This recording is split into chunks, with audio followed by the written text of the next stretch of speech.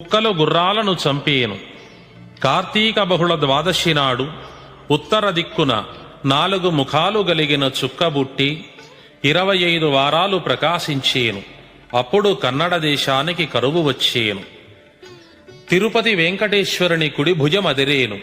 కాళహస్తీశ్వరుని సముఖాన ఉన్న ద్వారపాలకులు ముహూర్త సమయాన గుర్దులాడేను.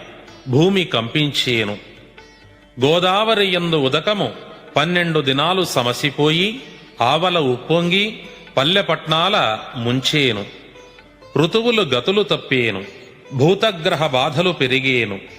దేవతల మహత్తులు తగ్గిపోయేను. నా ఈ కాలజ్ఞానమును భక్తితో శ్రద్ధతో విని నన్ను పూజించిన వారికి మోక్షము సామీప్యమున ఉండేను. గ్రామ గ్రామాన నా దేవళంబులు వెలసేను. అసత్యం పక్ష